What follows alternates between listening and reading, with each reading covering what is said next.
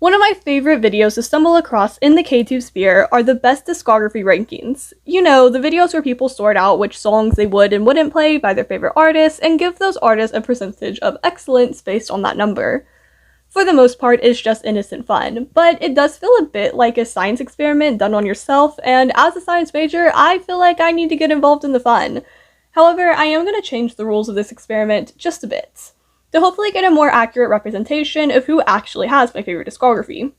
The main issue I have with this experiment is that only deciding which songs you would and wouldn't skip isn't always going to give you the best data, just because there are some unaccounted for variables. For example, Dreamcatcher and DaySix have always been two of my most played artists. They've been in a constant battle for years over first place, and Dreamcatcher has only recently taken the lead for a good while, about a year ago. But even though I would say they probably easily have two of my favorite discographies out there, DaySix would inevitably have a higher score than Dreamcatcher by quite a bit, since I tend to skip over Dreamcatcher's ballads and intros, and they also release a lot of instrumentals when I'm listening to their artist playlist. However, with DaySix, I'd only skip maybe 1 or 2 songs total just because they don't really do intros or have as many ballads, giving them a considerably higher grade.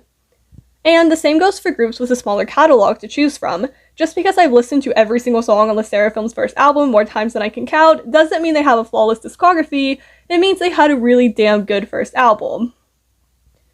It's not a huge flaw, but I do think that if I run my own little experiment in a different way, I will get a more accurate representation of actual data collected by Spotify and other streaming platforms.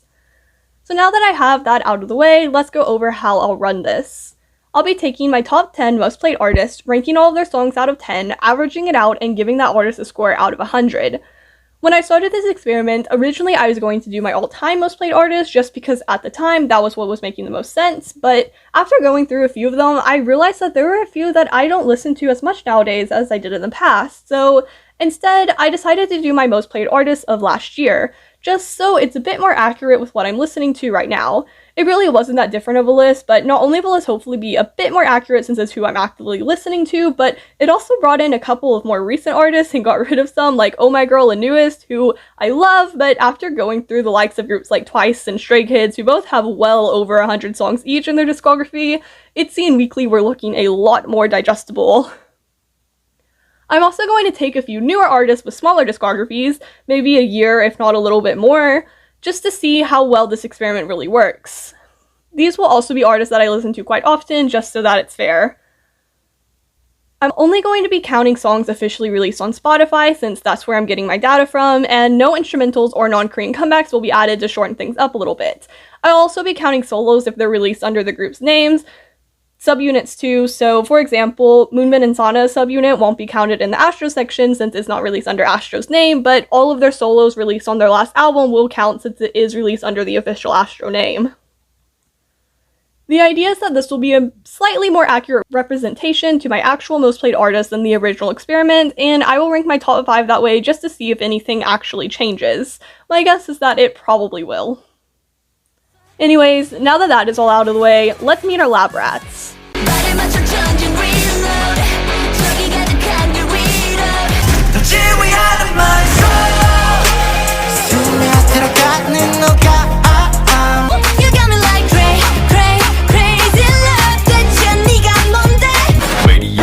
나서 빠진 것처럼 미쳐 maniac. Ping ping 돌아버리겠지. Back down, 달려 already. Back down, 우리 go steady. Back down, ayo. 이 순간 너를 믿어. 두 손을 저 하늘 위로. Tell me, 지금 나를 불러. 어디든지 달려. Let's go. 날 준비 sugar pop. 어디든 make it like a rap. 나는 alcohol free 근데 취해.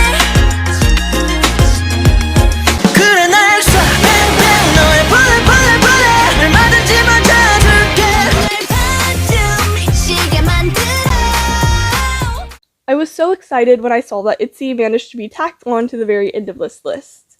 They're one of those artists that I'll rarely actually visit their artist playlists, but my personal playlists are filled to the brim with their songs. Their music always offers a good time. Sure, it can be a bit loud and maybe even messy at times, but I think that's part of their charm. They make the type of music that I want to turn on when I'm already in a good mood. Their music started off as rather quirky, bright songs with a bit of sass added in here and there, just for good measure. Dalla Dalla was a perfect introduction to a group like Itsy, and managed to show the world not only what the group was capable of, but also shine with their individual colors as well. They've tried a few different concepts since then, but I think they've yet to make a complete 180 in their music like some of the others on this list. I'm sure some are getting tired of their sound by this point, but honestly, I don't know if I'm quite ready to give up this Itsy yet. Sure, it was pure luck that they knocked it out of the park on their first try, but when they're still clearly having so much fun making this sort of music, I can't really blame them for not trying to change it up yet.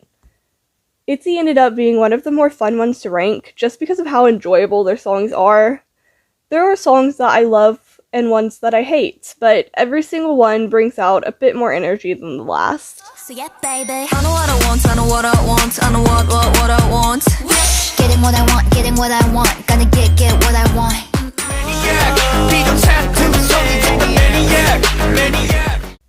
Stray Kids is where I think it'll finally get a bit interesting.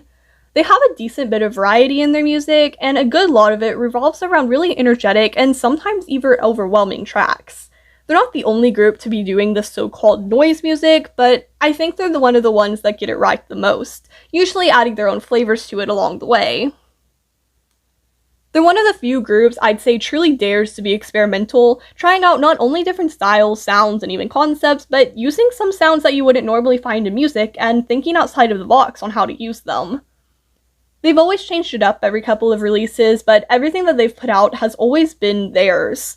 They never do the same thing twice, and sometimes it feels as if they have more ideas than one song can hold. They keep things fresh and always offer a nice change of pace. With all that said though, I'd be lying if I said I enjoyed every single one of their songs. There's a very wide variety of music here, and well, I'd be impressed if anyone could say every single one of their songs is one of their absolute favorites. Exploration isn't a bad thing at all. In fact, I think it's something that should be celebrated, but it is a chance, and it does come with its downfalls. Sometimes you'll get a song that isn't nearly as good as it was in your head. Once again, I don't think this number does justice to just how good their songs can be, but that's kind of the point of this list, so here it is.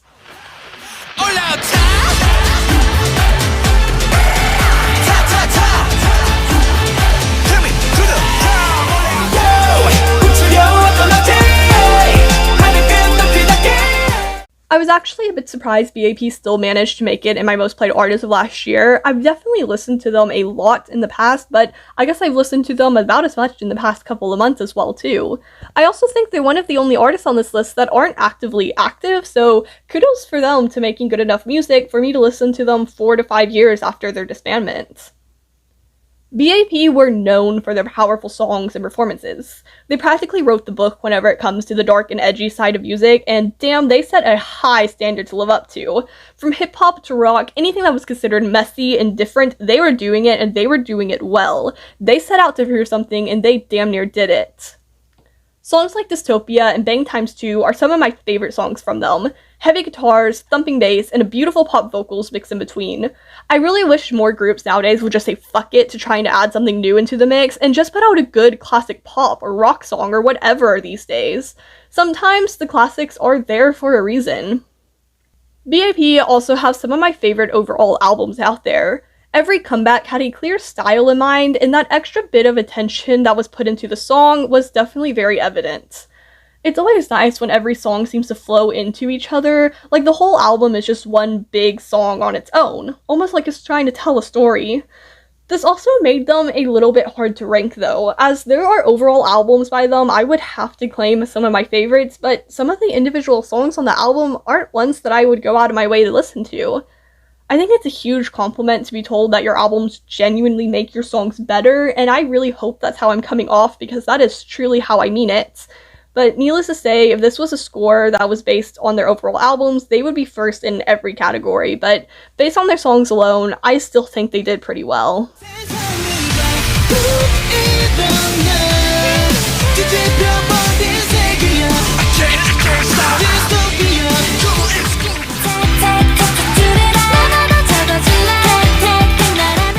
I knew that Weeekly had been climbing up my list pretty quickly the last couple of years, so I'm not at all surprised to know that they've finally made it onto this list. Usually, the innocent schoolgirl style of music isn't my favorite, but they managed to keep it from getting stale. Tag Me felt really refreshing whenever it was released. It was reminiscent of an older concept that hadn't been done in a while up to that point, but it still felt new, like it was somehow unique to them. Zigzag was equally as fun and creative, and After School managed to be not only something a bit different, but also show off that same charm. Their music never fails to put a smile on my face. I wasn't counting OSTs on this list for obvious reasons, but Boom Chiki has been my go-to song for a while now when I need something a bit lighter but still fun. It's catchy and just so enjoyable. The music has a fun little bit of energy sprinkled in from time to time that just makes it that much better. Vinpara changed things up on us a bit, but all their other songs this year still managed to feel so much like them that I'm not really all that nervous. They seem to have really enjoyed this style of music, even if it was short-lived, and I'm sure they'll find a way to integrate it into their music again, maybe adding something a bit new to it this time.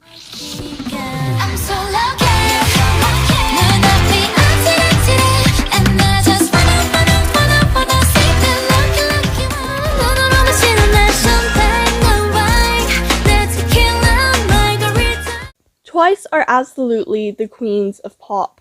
From the memorable bubblegum pop style to the more mature, sleek and clean music that they release now, not once have they given up on the sweet and sultry pop taste. I'd be lying if I said that their style now isn't more to my liking, but I'd also be lying if I said I didn't like the more cutesy side of Twice as well. Some of my favorite songs from them come from their earlier albums like Next Page and Turtle. There was a very innocent charm to their music. It was simple and fun. Songs like La La La and Chillax that came a few years later offered that same fun with a bit more poise, and finally with the release of songs like Fancy and Feel Special, they had a full divergence from their earlier style and offered something just as good but with a different feeling. It felt like a teetering wall had finally been pulled down, and everything was finally on full display. Not only was Fancy different, it felt like something that everyone was waiting for. Feel Special was emotional in ways that are hard to put into words, but everything after carried on that same burden. It took forever to rank this group just because of all the songs they have and how similar in production quality they could be at times. I also think it would have been interesting to rank them pre and post Fancy just to see how different the results would have came out, but for now, this score will just have to do.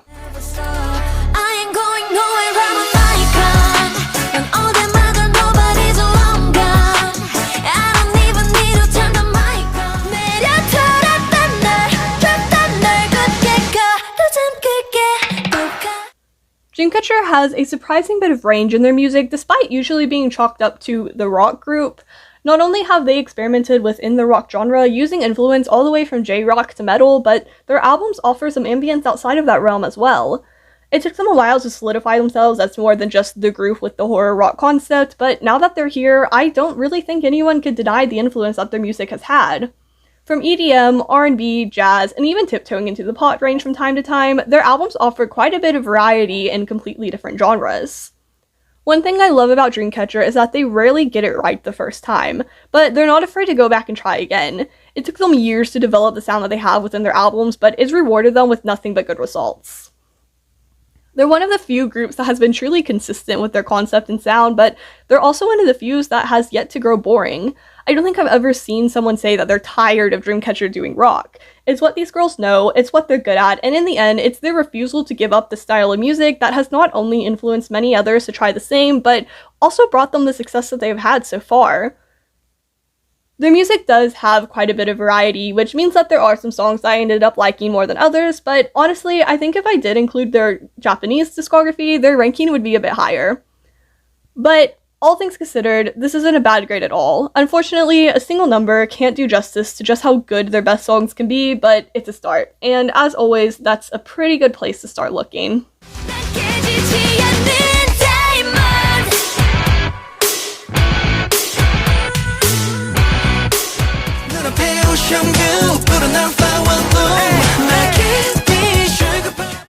Astro has one of my favorite sounds out there. That very sentimental style of music always manages to capture my attention, and Astro has done all of that and more. Astro started off with a very bubblegum pop sound that has slowly lost its stick over the years.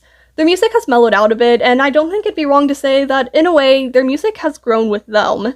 It changes every couple of years to an ever so slightly darker shade and matures just a bit more with each and every release.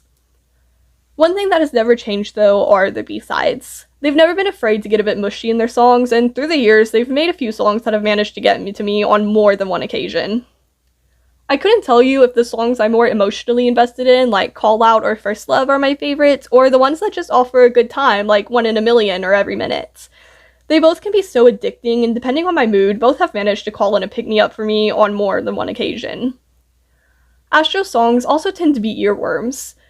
They're filled with hooks and phrases that are made to snag on your ear and hold on tight. Sometimes I swear I wear their music like an earring that I just can't seem to take off. They've had a few different changes in styles over the years, but through all of it, they've never lost that feeling of wholesomeness that comes with their releases. They're just catchy pop fun, and I hope this number is enough to show just how fun their music really can be.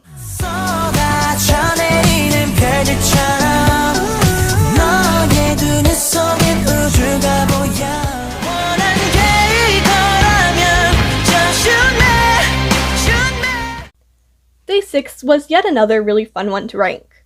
Their earlier years focused almost solely on releasing indie music. They thrived off really dramatic and overly emotional songs, whether it was something that told a simple story like You Were Beautiful, or something that hit a bit deeper like I Need Somebody. While they certainly experimented a bit in their earlier years, especially during their Everyday 6 project, they never really strayed too far from their comfort zone. That was up until Shoot Me. Shoot Me was definitely their turning point. That song and album, while still within their vision, had a different feel to it than anything before. Anger is a difficult emotion to write, more so than hurt or sorrow at least, but Shoot Me painted a burning red loud enough to hurt. I know I said that I won't be counting non-Korean releases in this ranking, but I think their Japanese album really solidified their newfound courage in their music. It was angry, it was sad, it was powerful, it was completely unexpected, but it worked so well. From there, even more ideas flooded in, traveling back to so many different years and telling unspoken stories from that time. Days Gone By and Time of Our Lives feel like stories of a better time. Sweet Chaos is exactly what the name implies, a heavy intensity with a drop of honey on the side. Zombies slowed it down a bit again and gave us what they're best at, and finally, You Make Me went back to their beginnings as an indie band. DaySix are great at pulling on the heartstrings, and this is exactly what makes their music so enjoyable for me. I've laughed, I've cried, I've screamed along to these songs, and going through each and every one of them was like an emotional roller coaster. I don't think a single number could ever give back to these songs what they have given to me, but here's a try at it anyways.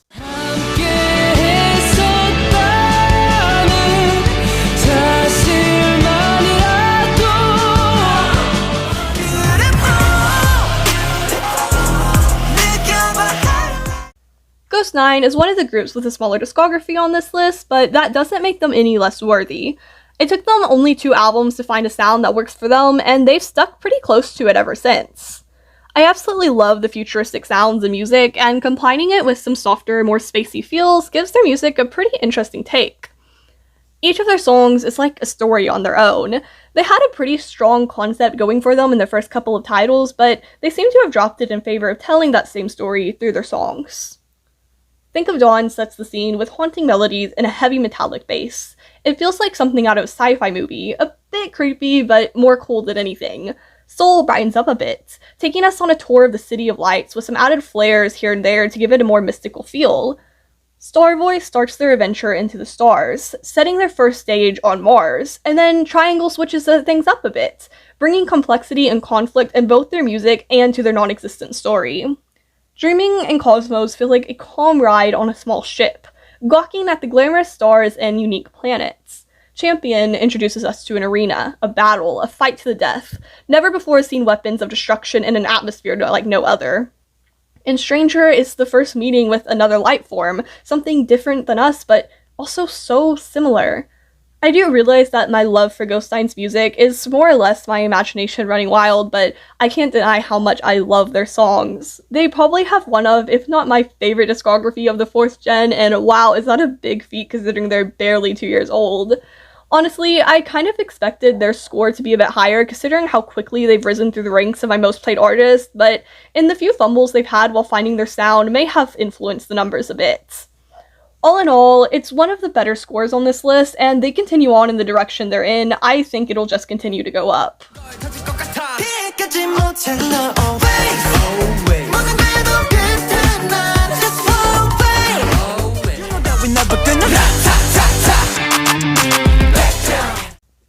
I went back and forth for a bit on actually allowing P1 Harmony to even be on the list. Not only do they have a considerably smaller amount of songs compared to the others, over half of their discography being released in the last year, but more to my concern, I never really listened to them until last year either. I have no idea what the hell they put in that Do It Like This album, but it worked. I was a bit curious to see how their music would hold up to the others on this list, and considering the short playtime on my end, I don't think it's surprising that they ended up in first place.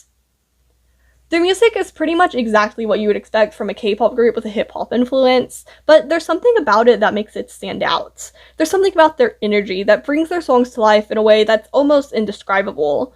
Their songs are like a 5-hour energy mixed with Red Bull after you've been up for 2 full days. I can't tell you how many times in the last year alone I've played their music after procrastinating my assignments, clicking turn in at 11:45 p.m. on a Sunday 15 minutes before your paper is due, while the chorus of That's Money is blaring in your ears is one of the most satisfying things that I could think of. That's not to say that they don't know when to tone it down a bit though. Nearly all of their albums feature at least 1 or 2 more mellowed out pieces that still seem to fit in so well into their discography. They can range from a bit more emotional, like Different Song for Me, to something that sounds like it was pulled right off a movie, like Before the Dawn. They definitely have a very set style of music that they don't stray from too often, but when you're this good at it, I don't think anyone can complain. That's money, no.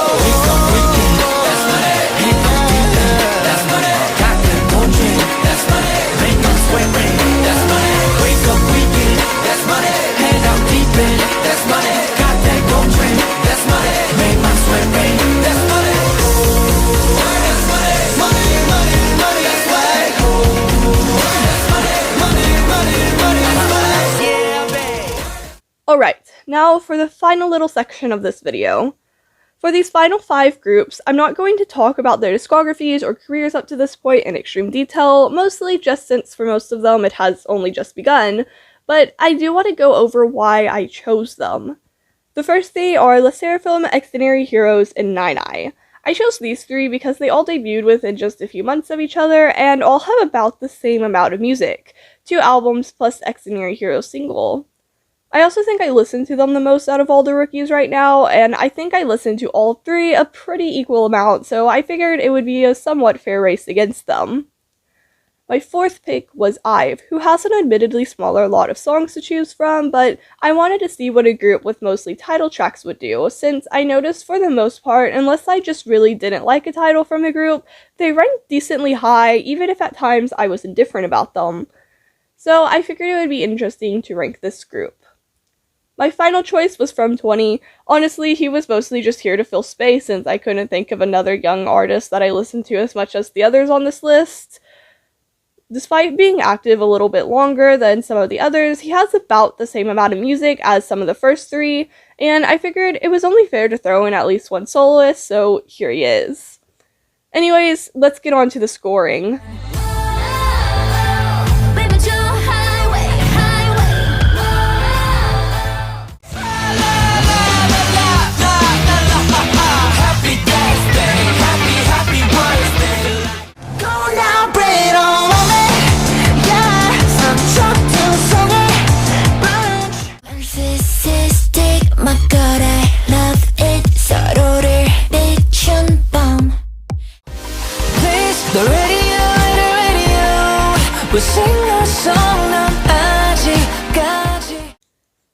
Wow, this was supposed to be just a quick, easy video to make in my downtime, but this actually took me way longer than I expected it to. It was still a lot of fun though, and I would totally be down to do something like this in the future. Obviously, this video is all just opinion-based. You could absolutely hate every artist here, and even I'm willing to admit that this is just a very small portion of the music that I actually listen to, but in the end, it's just some good fun, and an excuse to talk about some of the artists that a system like Spotify would consider my favorites, I guess. Anyways, thank you all so much for watching. I really hope you enjoyed, and as always, I'll see you next time, travelers.